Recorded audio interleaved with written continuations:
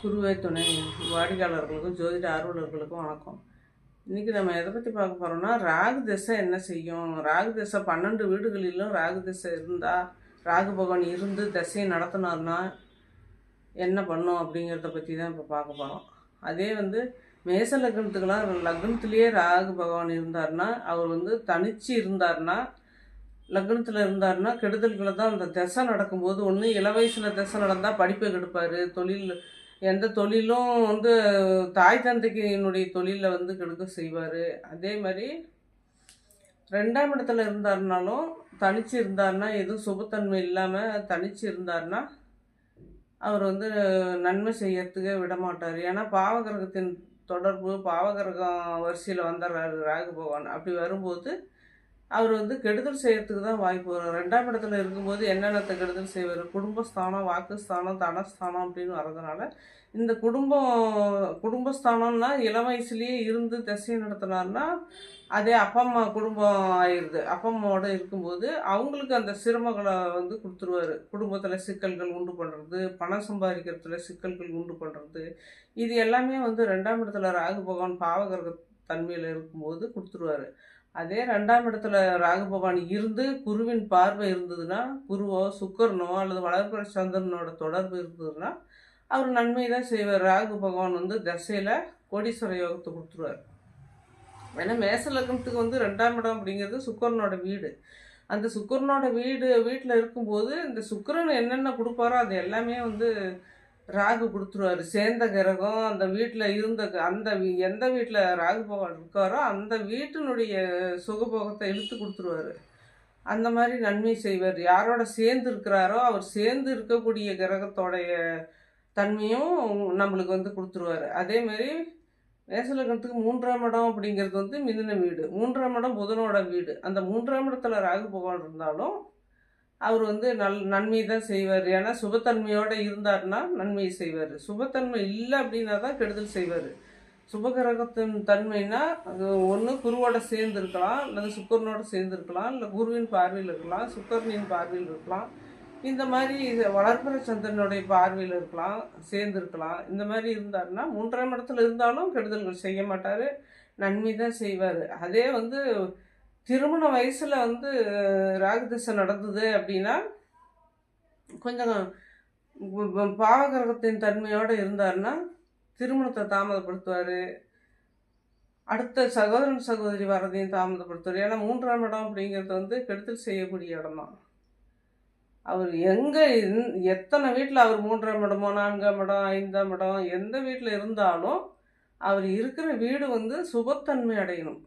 சுபத்தன்மைன்னா சுபகிரகத்தின் பார்வையோ சேர்க்கையோ இருக்கணும். எந்த வீட்டில் இருந்தாலும் சுபகிரகத்தின் தன்மை இருக்கும்போது அவர் கெடுதல்கள் செய்யறதுக்கு வாய்ப்புகள் வராது. ஏன்னா 3ஆம் இடத்துக்குரிய சுகபோகங்கள் என்னென்னவோ அதை எல்லாத்தையுமே கொடுத்துருவார் சுபத்தன்மையோடு இருந்தார்னா. அதே 4ஆம் இடத்துல ராகு பகவான் இருந்தார்னா 4ஆம் இடத்துல இருக்கும்போது அது ஏதாவது ஒரு சுபகிரகத்தின் தன்மையோடு இருக்கணும். இருந்தால் 4ஆம் இடம் என்னென்ன கொடுக்கும், அழியாத சொத்துக்கள், வீடு வாகனம், அசையும் சொத்து, எல்லா சொத்துக்களும் கொடுக்க வேண்டிய இடம் 4ஆம் இடம். அதே மேல் படிப்பு கொடுக்க வேண்டிய இடமும் 4ஆம் இடம் தான். அந்த 4ஆம் இடத்துல ராகு பகவான் இருந்து சுபகிரகத்தின் தன்மையோடு இருந்தார்னா இந்த அனைத்து சுகபோகங்களும் அந்த ராகு திசையில் கொடுத்துருவார், கோடீஸ்வர யோகத்தை கொடுத்துருவார். அதே குரு பார்வையோ சுக்கரனுடைய பார்வையோ இல்லாமல் அடுத்தது சனியோட தொடர்போ செவ்வாயோட தொடர்புலையோ அவர் 4ஆம் இடத்துல இருந்தார்னா இந்த என்னென்ன 4ஆம் இடத்துல நம்மளுக்கு கிடைக்க வேண்டியது அனைத்தும் இருக்கிறத இழந்துருவார். இருக்கிறத இழக்கக்கூடிய அமைப்பு 4ஆம் இடத்துலேருந்து கொடுத்துரும்.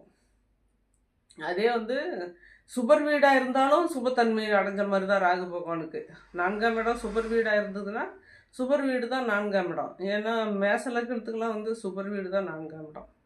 அதனால் நல்லது தான் செய்யும், கெடுதல் செய்யறதுக்கு வாய்ப்பு இல்லை. அதே 5ஆம் இடத்துல இருந்தார்னா 5ஆம் இடம் சூரியனோட வீடாக போயிடுது மேச லக்னத்துக்கு. 5ஆம் இடத்துல இருந்தார்னா சூரியனோட வீடாக இருந்தாலும் சூரியனோட இருந்தால் அது பாவத்தன்மை தான் அடைவார். அதே சூரியனோட இருந்து இன்னொரு சிவகரகத்தோடு இருந்தார் அப்படின்னா அந்த 5ஆம் இடத்துக்கு உண்டான சுகபோகங்கள் அனைத்தும் கிடைக்கும் அந்த திசையில்.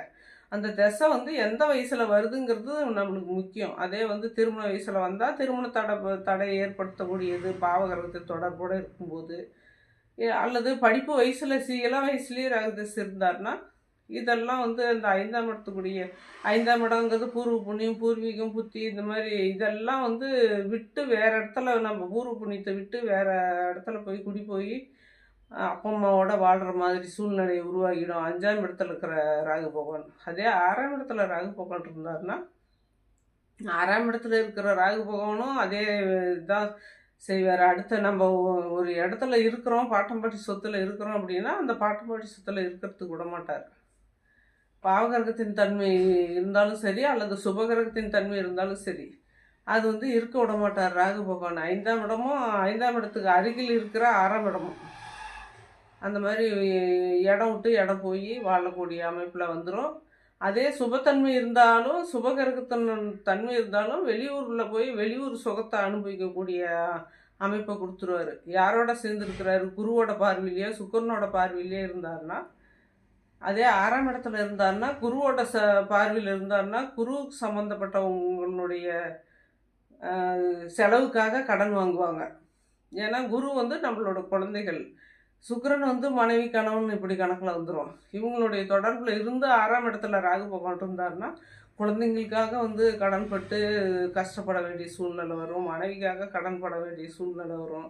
ஏன்னா 6ஆம் இடங்கிறது கடன், நோய் நொடி இதெல்லாம் கொடுக்க வேண்டிய இடம். அந்த இடத்துல ராகு பகவான் இருந்து அந்த ராகு பகவானை யார் பார்க்குறாங்களோ அவங்களுக்கு சேர்ந்தவங்களனால கடன் பட வேண்டிய சூழ்நிலையை உருவாக்குவார் ராகு பகவான். அதே 7ஆம் இடத்துல ராகு பகவான் இருந்தார்னா, இந்த 7ஆம் இடமும் தனிச்சு இருக்கக்கூடாது. தனிச்சு 7ஆம் இடத்துல வந்து தனிச்சு ராகு பகவான் இருந்தார்னா, பாவகிரகத்தின் தொடர்போடு இருந்தார்னா குடும்ப அமைப்பை வந்து கெடுத்துருவார். குடும்பம் வாழ்க்கை வந்து அந்த வயசில் குடும்ப வாழ்க்கையை கெடுத்துருவார். ராகு பகவான் வந்து வயசில் திசையை நடத்தினார்னா அந்த டைமில் வந்து குடும்பத்தை கெடுப்பார். 7ஆம் இடம் மனைவி ஸ்தானம், கலட்ச ஸ்தானங்கிறதுனால. அதே 8ஆம் இடத்துல ராகு பகவான் இருந்தார்னா, 8ஆம் இடம் அப்படிங்கிறது வந்து ஒரு மறைவு ஸ்தானம். மறைவு ஸ்தானத்தில் ராகு பகவான் இருந்தார்னா அதிகப்படியான கெடுதல்கள் செய்ய மாட்டார். பாவகிரகத்தின் தொடர்போடு இருந்தாலும் மனசஞ்சலத்தை தான் உண்டு பண்ணுவார். 8ஆம் இடத்துல இருக்கிற கிரகம் வந்து மனசஞ்சலத்தை உண்டு பண்ணுவார். மற்றபடி எல்லாம் பெரிய அளவில் கெடுதல்கள் செய்ய மாட்டார். ஏன்னா சுபகிரகத்தின் தன்மையே இல்லாத இருந்தாலும் பெரிய அளவில் செய்ய மாட்டார். 8ஆம் இடங்கிறது மறைவு ஸ்தானன்றதுனால. 9ஆம் இடத்துல ராகு பகவான் இருந்து அதனுடைய திசையை நடத்தினார்னா, 9ஆம் இடம் அப்படிங்கிறது தந்தை ஸ்தானம், பாக்கியஸ்தானம். இது மாதிரி அந்த தந்தை ஸ்தானத்தில் ராகு பகவான் இருந்து அதனுடைய தசையை வந்து பாவகிரகத்தின் தொடர்போடு இருந்தார்னா, பாவகிரகம்னா சனி செவ்வாய் தொடர்போடு இருந்தும் தசையை நடத்தினார்னா தந்தைக்கு தான் சரியில்லாமல் இருக்கும். அந்த டைமில் தந்தைக்கு உடல் நலத்துக்கு எடுக்கும். அதே பாக்கியஸ்தானம் அப்படிங்கிறதுனால அந்த 9ஆம் இடத்துக்கு உண்டான பாக்கியங்கள்லாம் வந்து கிடைக்க தாமதப்படுத்தும். அதே குரு பார்வையோ சுக்கிரனுடைய பார்வையோ இருந்தாங்கன்னா அது எல்லாமே வந்து கிடைக்கும், நம்மளுக்கு நல்லபடியாக கிடைக்கும், பெருத்த யோகத்தை கொடுக்கும். அதே 10ஆம் இடத்துல இருந்தாருன்னா, 10ஆம் இடத்துல ராகு பகவான் தொழில் ஸ்தானம். அதே தொழில் ஸ்தானத்தில் ராகு பகவான் இருந்து ஏதாவது ஒரு சுபகிரகத்தின் தொடர்பு இருந்தார்னா, அதே 10க்கு அதிபதி அந்த 10ஆம் இடத்துக்கு மறையாமல் இருந்தார்னா, அவங்க பெரிய லெவலில் தொழில் செஞ்சு அவங்க கோடீஸ்வர யோகத்தை கொடுத்துருவார். ராகு பகவான் 10ஆம் இடத்துல இருந்து சுபத்தன்மையோடு இருந்து, சுபகிரகத்தின் பார்வைன்னா அதான் குரு பார்வை, சுக்கிரனுடைய பார்வை இதெல்லாம் இருந்து அதனுடைய தசையை நடத்தினார்னா தொழிலில் வந்து பெரிய லெவலில் வந்து அந்த தொழிலில் முன்னேற்றத்தை அடைஞ்சு கோடீஸ்வர யோகத்தை கொடுப்பார். அதே 11ஆம் இடத்துல இருந்தார்னா, 11ஆம் இடம் அப்படிங்கிறது வந்து மேசலக்கணத்துக்கு அதுவும் சனியோட வீடு தான். 11ஆம் இடத்துல இருந்தாலும் சுபத்தன்மையோடு இருக்கணும். ஏன்னா சுபகிரகத்தின் பார்வையோ சுபகிரகத்தின் தொடர்போ இருந்து அதே 11ஆம் இடத்துல இருந்தார்னா நன்மை தான் செய்வார், கெடுதல்கள் செய்ய மாட்டார். அதே 12ஆம் இடத்துல இருந்தார்னா, 12ஆம் இடம் அப்படிங்கிறது வந்து விரயஸ்தானம். விரயஸ்தானம் மோட்சஸ்தானம்னு சொல்கிறது. அந்த விரயஸ்தானத்தில் ராகு பகவான் இருந்து சுபத்தன்மை இல்லாமல் பாவகிரகத்தின் தொடர்பு, அதாவது செவ்வாயினுடைய தொடர்பு, சனியோட தொடர்பு, இந்த மாதிரி எல்லாம் இருந்தது அப்படின்னா அவங்க விரயம் பண்ண, இதுக்கு முன்னாடி என்ன சம்பாதிச்சாங்களோ அதில் ஒரு பங்கு வந்து விரயம் பண்ணி வேஸ்ட்டாக செலவு பண்ண வேண்டிய சூழ்நிலையை உருவாகும். நோய் நொடி கொடுத்து செலவு பண்ணணும், அந்த மாதிரி. இல்லை கிரகத்தின் பார்வையில் இருந்தாருன்னா அந்த 12ஆம் இடத்துல ராகு பகவானே இருந்தாலும் அந்த அளவுக்கு பெரிய அளவுக்கு வந்து கெடுதல்கள் செய்ய மாட்டார். வளர்ச்சி தான் பண்ணுவார். 12ஆம் இடத்துலேயே இருந்தாலும் நம்மளுக்கு வந்து அந்த நஷ்டத்தை வந்து பெரிய அளவில் காமிக்க மாட்டார். நன்மை தான் நடக்கும். வாழ்த்துக்கள். வீடியோ பிடிச்சிருந்தா சப்ஸ்கிரைப் பண்ணுங்கள், லைக் பண்ணுங்கள். தொடர்ந்து என் வீடியோ வரும், பார்க்கலாம்.